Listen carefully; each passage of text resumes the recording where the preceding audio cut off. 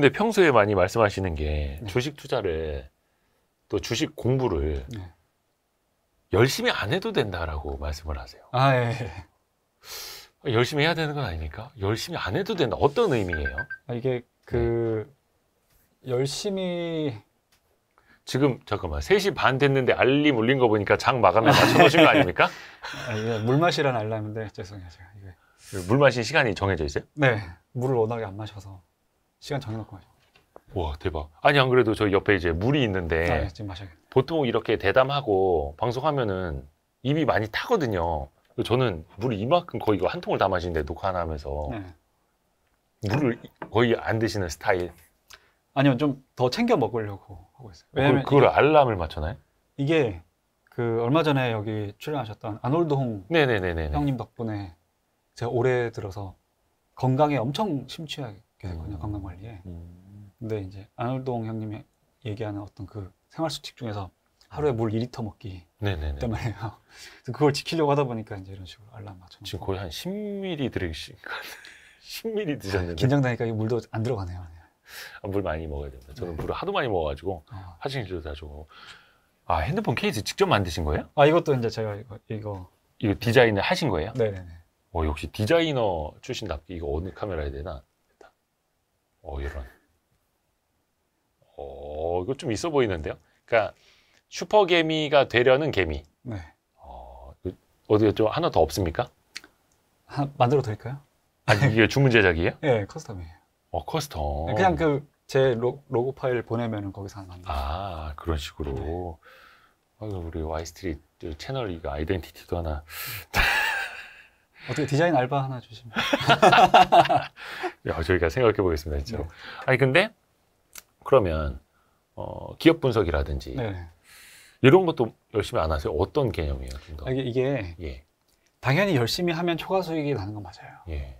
근데 제가 좀 수많은 투자자분들을 뵙다 보니까 열심히도 되는 사람이 있고 안 되는 사람이 있어요. 예를 들어서 여기 출연하셨던 것 같은데 지식 앞에 겸손님? 내가 할 말 많아. 네. 지식 앞에 겸손님을 네. 섭외를 하기로 약속을 다 했었거든요. 네.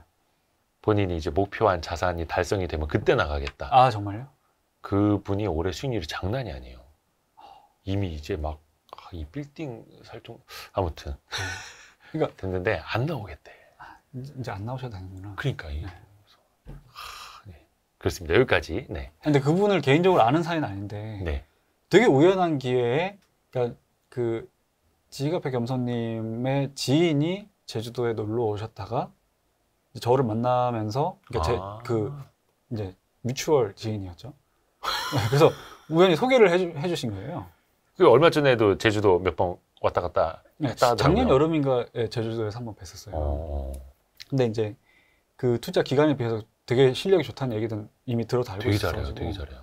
여쭤봤어요. 예. 평소에 뭐 어떻게 하세요? 이렇게 여쭤봤는데 진짜로 24시간 동안 주식밖에 안 보시더라고요. 거의 미쳐 있어요. 네. 네. 이제 구체적인 루틴을 듣고 나서 제가 깨달았어요. 나는 죽었다 깨어나도 저렇게는 안 되겠구나. 맞아요. 송충이는 솔잎을 먹어야지. 아니 근데 그분이 좀 특이하죠. 네. 그래서 여기 앞에 있는 모 오피스텔에서 먹고 자고 하고. 그래요? 집에도 안 가고. 네. 예. 근데 이제 그런 분들을 진짜 선수들을 보고 나니까 네. 저게 되는 사람이 있고 안 되는 사람이 있겠구나라는 생각이 들더라고요. 근데 나는 안 되는 쪽인 것 같고 그렇지만 어떻게든 돈을 벌어야 될 거고 네. 그럼 거기에 맞는 방식을 찾아야겠다라고 생각했어요. 네. 근데 그러다 보니까 뭐 공부라고 하면은 뭐 공부는 많이 할수록 좋죠. 근데 소화될 수 있는 만큼 공부를 하되 주식은 결국에는 베팅 능력에 수익률이 달려있더라고요. 그렇죠. 그 베팅 능력을 좀 더 현명하게 극대화시킬 수 있는 방법을 찾아보다 보니까 오히려 공부를 덜 할수록 더 저는 수익률이 좋아지더라고요. 근데 뭔가 확신이 있어야지 비중을 확 실을 수 있잖아요. 그런 건 있죠. 저도 어찌됐든 주식을 하면서 한 10년 정도 봐온 기업들이 있으니까. 근데 이제 저 같은 경우에는 수익률을 극대화시키기 위해서 종목들도 보지만 뭐 그냥 설렁설렁 보는 정도고 상황을 이용하려고 많이 노력을 해요. 예를 들면 아까 그런 제일기획 같은 거. 네. 그 당시에 제일기획이 PBR도 역사적인 저점이었고 네. 코로나 때보다 쌌어요. 코로나 때가 사실은 상황이 훨씬 안 좋았는데 그때보다 밸류에이션은 더 쌌고 내년에는 어떤 광고업들이 매해 그러니까 정기적으로 수혜를 보는 이벤트도 앞두고 있었고 네. 그럼 이거를 여름에 사서 그러니까 겨울에 사서 여름에 파는 전략이 될 것 같은 거예요. 그럼 이제 그런 것들을 무겁게 신는 거예요.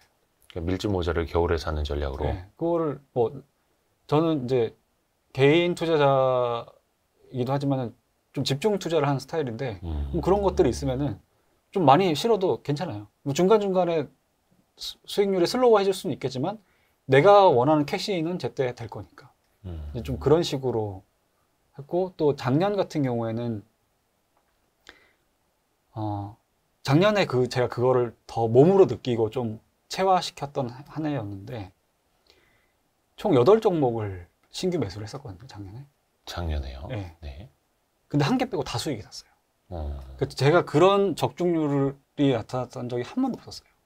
뭐 10개를 산다 그러면은 한 6개 정도 맞을까 말까 했거든요. 예. 근데 적중률이 확 높아진 거예요. 그래서 이제 그러니까 작년에 했던 방식이 종목 자체를 발굴하는 것보다는 거의 기존에 봐왔던 종목들을 사는 수준이었는데 그 상황을 샀어요. 반대매매 터질 때.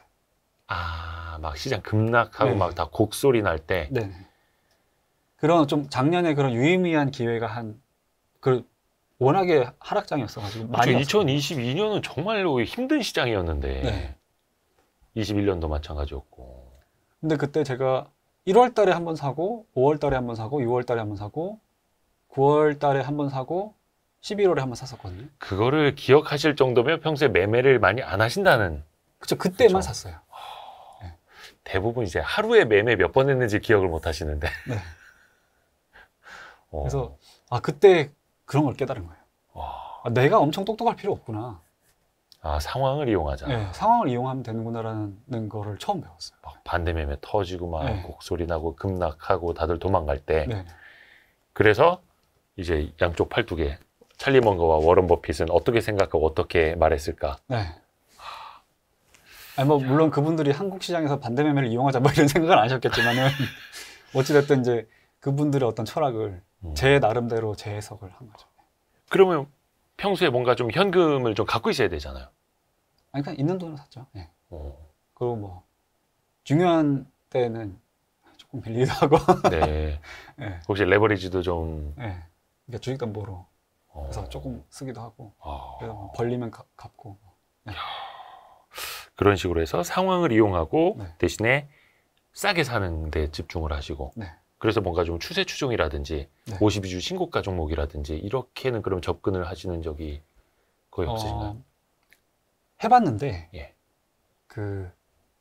충분한 수익이 날 때까지 보유를 못해요. 마음이 불편해서. 그러니까 예를 들어서 뭐 52주를 뚫고 간 거를 사본 적도 있었어요. 네네네. 뭐였더라? 펄어비스였나? 어, 펄어비스가 그때 한창 주목받을 때. 2019년인가 그때 예. 도깨비 그 티저 영상 나오고 이러면서 그때 난리였죠, 완전. 네, 기대감이 엄청 갔을 때 있었잖아요. 네네네. 그때 말 그대로 그 당시에 어떻게 하다가 또 제주도에 있는 트레이더 분을 만난 적이 있었어요. 네. 그분이 52주 뚫을 때 사는 그런 얘기를 해주셔가지고 한번 테스트 해보자 그래가지고 따라 샀어요. 보유를 못 하겠는 거예요. 마음이 불편해서. 그래서 잠깐 보유하다가 그냥 팔아버렸어요. 근데 이게 확실히 수익이 나는 종목은 그 종목을 샀을 때 마음이 편해야 되는 것 같아요. 그쵸, 그쵸. 그게 52주 신고가가 맞는 분들도 있을 거고 안 맞는 분들도 있을 것 같은데 적어도 뭐 어떤 전략으로 샀건 간에 보유한 직후부터 마음이 불편하면 그건 뭔가 내가 잘못된 투자를 하는 것 같아요. 약간 그러면 보수적인 투자를 하시는, 왜 보수적인 네. 투자자는 마음이 편하다, 뭐 네, 이런 네. 책도 있듯이. 네. 아하. 근데 이거는 물론 이제 성향마다 다 다릅니다. 그렇죠, 그렇죠. 네. 어떤 분들은 신고가 나는 종목이 제일 편한 거다 또 이렇게 네. 말씀하실 수 있으니까 그거는 네. 본인의 성향에 맞게 네. 하시면 되는 거고요. 그러면은 제주도에 사시면은 기업 탐방 자체는 쉽지가 않겠죠? 네, 못해요. 어, 뭐 할 수 없고 주담 통화도 네. 제가 이제 MBTI가 INFP거든요. 그래서 예. 이 사람을 잘 못 대해요. 오. 네. 그러니까 낯선 어떤 네. 새로운 관계나. 네. 그래서 뭐 그 투자 초기에는 한 번씩 전화통화 해봤는데 네. 그렇게 주눅들 수가 없더라고요. 아니 지금 여신욱 작가님의 어떤 책도 쓰시고 네. 주식 투자 경력도 좀 되시고 네. 뭐 한데도 그래요? 주담 통화가 어려우세요? 아니, 안 맞는 건 안 맞더라고요. 성향상. 네. 그래서 그냥 주담 통화 안 해도 되는 종목만 투자해요. 그럼 평소에 리서치라든지 이런 네. 건 어떻게 하세요? 그냥 남들 하는 것처럼. 그러니까 뭐 볼 수 있는 건 다 봐요. 이제 읽을 수 있는 건 다 읽는데 그런 어떤 탐방이라든지 주담 통화라든지 굉장히 그런 디테일을 챙기는 분들이 있잖아요. 근데 저는 그런 거를 남들보다 잘하지 못한다는 어떤 결론에 달해서 그러면 그런 디테일 없이도 수익을 낼 수 있는 거를 정말 상황적으로 허락했을 때 좀 집중 투자를 하고 마음 편하게 기다린다. 약간 그런 식으로 좀 투자 그 방식을 줬어요. 혹시 그런 생각 안 해보셨어요? 혹시 그러면 뭐 예를 들어서 주식이라는 게 어느 날 갑자기 뭐 5, 6% 하루에도 떨어질 수도 있는 거고 네. 근데 뭐지? 내가 모르는 뭔가 있나? 네. 좀 불안할 수도 있잖아요. 불안하죠. 예. 그건 이제 시간으로 해결하죠. 시간으로. 네. 오. 이거는 이제 경험 때문에 그러니까 예. 경험적으로 터득한 건데 특히 국장은 적어도 안전마진을 고려하고 산 종목에 대해서는 한 3년 버티면 수익 나더라고요. 그러니까 뭐 예를 들어서 2021년에 메타버스를 사셨다거나 2017년에 바이오를 사셨다거나 그런 거는 시간으로도 해결 안 되는 경우가 많았어요. 근데 적어도 내가 봤을 때 지금 굉장히 싸다라고 한 종목을 들어갔을 때 설령 어느 정도 물리더라도 한 3년 보유하면은 수익은 나더라. 네, 그게 아까 말씀드렸던 어떤 운이랑도 연결되는데 그냥 테마로 오르던 기업의 업황에 오르던 진짜 말 그대로 그 기간 사이에 확률적으로 좋은 사건이 일어날 수밖에 없어요. 물론 이제 그거는 산업과 기업에 대한 어떤 네, 기본적인 믿음과 네. 분석이 네. 깔려 있을 테고 네, 논리가 틀리지 않았다는 한에서 더 늦게 올 수는 있을지언정 오기는 오더라고요. 근데 대부분 분들이 그래요.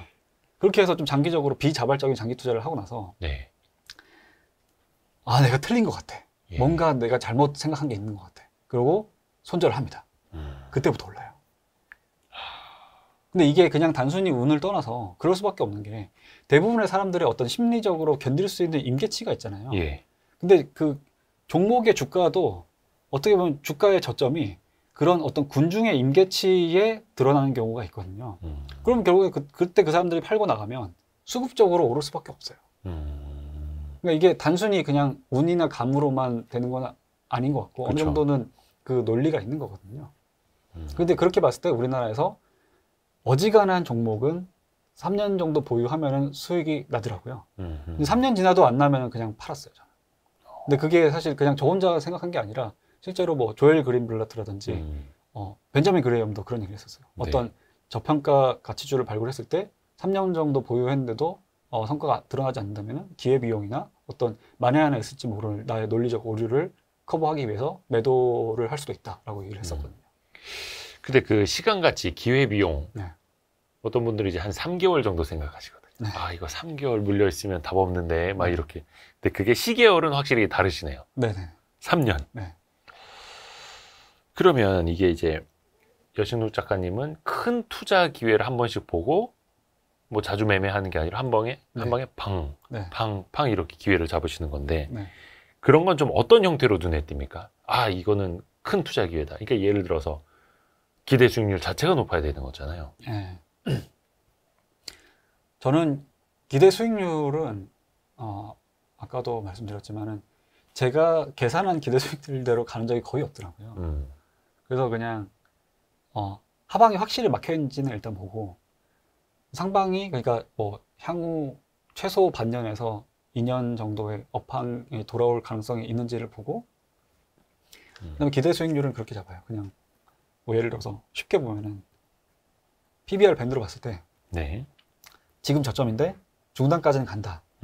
그러니까 그거는 확률적인 부분이죠. 네. 뭐 상단까지도 갈 수 있겠지만 나는 일단 중단까지만 생각한다. 이제 그렇게 봐서 기대 수익률을 봤을 때 뭐 예를 들어서 30% 이상, 40, 50% 이상이라고 하면은 일단은 들어가요. 그런 식으로 좀 쉽게 투자를 하는데, 뭐 물론 이제 그렇게 하는 게 가능한 이유는 그동안 봐왔던 종목이라든지, 특히 뭐 예전에 투자 이력이 있는 종목 같은 경우에는 팔로우 하기가 쉽잖아요. 그렇죠. 익숙하니까. 네, 그래서 이제 그런 식으로 좀 아는 종목들은 그런 좀 과감하게 들어갈 수 있고, 잘 모르는 종목의 경우에는 최대한 상황을 활용해서 반대 매매가 터졌을 때, 그럴 때 좀 많이 사는 편이에요. 근데 그 하방은 막혀 있고 상방은 열려 있고, 물론 이제 누구나 다들 이제 기대하는 바죠. 네. 근데 사실 하방 밑에 이제 지하실도 있고, 그런 경우도 있죠. 예, 신저가로 쭉쭉 밀릴 수도 있고, 네. 그럴 때는 어떻게 합니까? 그 하방의 기준은 또 어느 정도로 보는 거예요? 뭐 예를 들어서 뭐 PBR 0. 몇 배, 뭐 본인만의 기준, 아니면 뭐 전 저점, 뭐 여러 가지가 있잖아요. 네. 제가 최근에 자주 활용한 거는 예. 그냥 2020년 3월 19일을 봐요. 네. 팬데믹의 저점. 네. 근데 되게 웃긴 게 사람들이 그 찾아보면 있거든요. 네. 그때보다 밸류에이션 상으로도 매력적인 기업들도 꽤 많아요. 음. 물론 이제 그럴 만한 이유가 있는 경우가 그러니까 그럴 만한 이유가 있기 때문에 그렇지만은 사실 제 계획도 그렇게 본 거거든요. 이거 코로나 때만큼 안 좋네? 그리고 제가 올해 편입한 종목 하나도 그 코로나 때의 어떤 그 당시만큼이나 주가가 많이 빠져 있어서 산 종목도 있었거든요.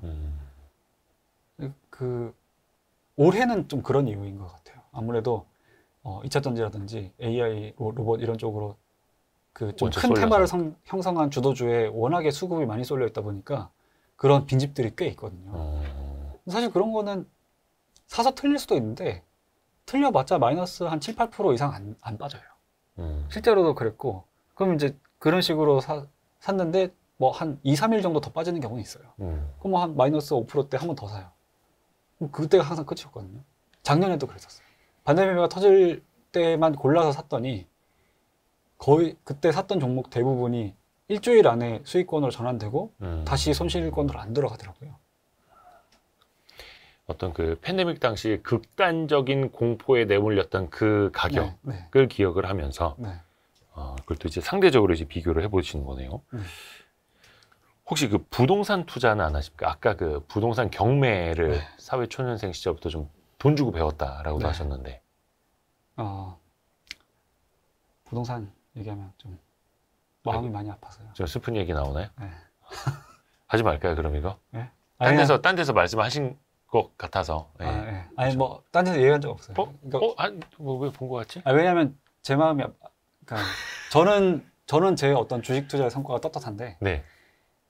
와이프가 좀 많이 아쉬워요. 그냥 그 집만 안 팔았어도 막 수도권에 집이 있을 때 그거를 팔므로써 어떤 대시세를 놓친 적이 있었기 때문에 그래서 이제 지금은 이제 제주도에 집 한 채는 있는데 어떤 투자 목적으로 한 건 아니고요. 괜찮아요. 광교에서는 바다가 안 보이잖아요. 그럼요. 제주도가 훨씬 더 좋습니다. 뭐 그렇게 생각 안 하면 어떻게 하겠습니까? 그렇죠. 거기서 이제 행복과 바다의 전망, 뷰가 다른데요. 그러니까 좀 아까도 운을 좀 이야기를 했는데 여신울 작가님이 평소에도 운에 대해서 굉장히 신경을 좀 많이 쓰시는 것 같고, 근데 이거 운은 내가 만들 수도 없는 거고, 기다린다고 해서 뭐 정해진 시기에 오는 것도 아니고, 어떤 분들은 나는 왜 이렇게 운이 없을까? 나는 언제 한번 저렇게 얻어 걸려보나 생각을 하실 거거든요. 그런 분들을 위해서 뭐라고 좀 이야기를 해주실 수 있을까? 그러니까 투자를 하면 할수록 운은 정말 많이 작용을 하는 것 같은데 그 운과 실력의 성공 방정식에도 나오지만은 오랫동안 머무르다 보니까 깨달은 게 있어요. 행운은 절대로 컨트롤할 수 없어요. 그렇죠. 흔히 이야기하는 테마주라든지 뭐 어떻게 갑자기 인수가 돼서 상한가를 갔다든지 그거는 제가 예측하고 들어갈 수가 없거든요. 근데 불운은 100% 내 실력으로 피할 수 있어요. 야 이거 명언이다. 그 사람들이 대부분 불운에 빠지는 이유가 오를 것만 보고 들어가거든요. 그렇죠. 만에 하나 내릴 수 있다는 걸 안 보고 들어가다 보니까 근데 하필 운이 나빠서 그 내가 간과했던 워스트 케이스 시나리오가 펼쳐져 버리는 거예요. 그러면은 마이너스 30% 40% 반토막까지도 손실이 나는 경우도 있고.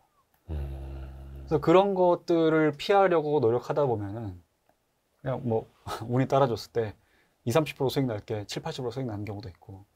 예. 정말 정말 싸게 샀던 게 계속 보유했더니 막 400%, 500% 갈 수도 있는 거고. 그래서 행운은 내가 컨트롤할 수 없지만 불운은 확실히 내가 컨트롤할 수 있고. 예. 많은 분들이 아시다시피 주식 투자라는 게 그 찰스 앨리슨 그분이 말씀하신 것처럼 예. 패자의 게임이잖아요. 지지만 않으면 돼요. 잃지만 않으면 된다. 네. 거기서 이게 상한가를 어떻게 보면 이제 주식 투자 하다 보면은 네. 상한가 맞는 일이 얻어서 걸리기는 해요. 네네네. 그 뭐 빈도의 차이일 뿐이지 얻어서 걸리기는 하는데 네. 잘 되는 사람은 갑자기 이제 나는 자산 가치로 봤는데 막 갑자기 맥신, 네. 초전도체 이런 걸 얻어 걸리기도 하고 그럴 때 이제 뭐 빠르게 수익을 내고 나오는 수단이 되기도 하는데 그거는 언제 어떻게 찾아올지 모르는 거고. 네.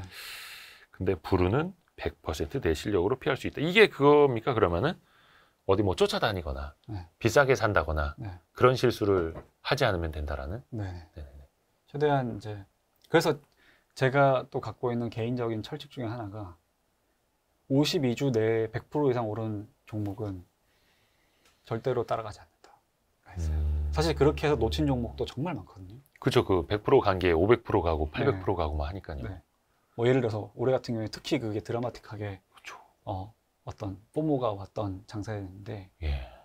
그러니까 저도 당연히 아깝죠. 예. 그러니까 예를 들어서 2차 전지 같은 것도 제가 관심 있었던 종목들도 있었거든요. 그때 못 샀어요. 근데 못 샀는데 그게 막 몇백 프로 갔어요.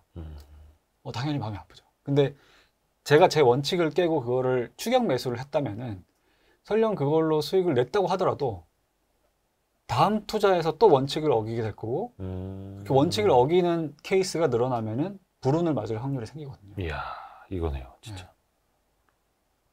그걸 가지고 숙향 선생님은 네. 안 먹고 말지라고 이제 스스로를 네. 생각을 하신다고. 제가 숙향님 책 덕분에 그 생각을 하게 됐었어요. 그 숙향님의 첫 책을 읽고 예, 예. 안 먹고 말지란 그 문구가 그것도 새겨야겠구나. 어디 좀 공간이 어디? 있나요, 좀? 네, 공간은 많습니다. 아, 네. 그럼 뭐 살찌워도 되고요. 아마. 근데 아무튼 그때 그 문구가 너무 강렬해서 그러니까 숙향님 책이 되게 잔잔하잖아요. 네네네. 근데 그 안 먹고 말지는 다들 기억하시더라고요. 예. 저도 그거를 되게 오랫동안 제 투자에다가 적용을 시켰거든요. 이게 나쁘게 말하면 뭐 정신승리 아니냐 이렇게 보실 수도 네. 있는데 네. 사실은 그렇게 해서라도 본인을 힐링을 하고 네. 내 원칙을 지킬 수 있도록 노력을 한다라는 거죠. 맞아요. 저는 정신 승리가 나쁘다고 생각 안 해요. 정신 승리가 계좌의 패배보다는 낫잖아요. 어유 이분 엄청 명언 제조기네. Y3 와가지고 막 지금 막 터지네. 제가 그 이대호 예. 대표님 보고 약간 흥분해가지고. 아닙니다. 이야, 기뻐가지고. 정신승리가 계좌의 패배보다 낫다. 네. 이거 뭐 써놔야 됩니다. 이런 거. 왜냐면 저도 이렇게 하거든요. 네. 괜찮아서. 저도 얼마 전에 조금 일찍 판 종목이 막 이틀 연속 막 7, 8%씩 올라가지고 막 짜증나 죽겠는데. 그래도 내가 그거 팔고 딴 데 비중을 실어서 거기도 좀 올라가고 있으니까 괜찮아. 그래서 멘탈 케어. 네. 멘탈 케어 합니다.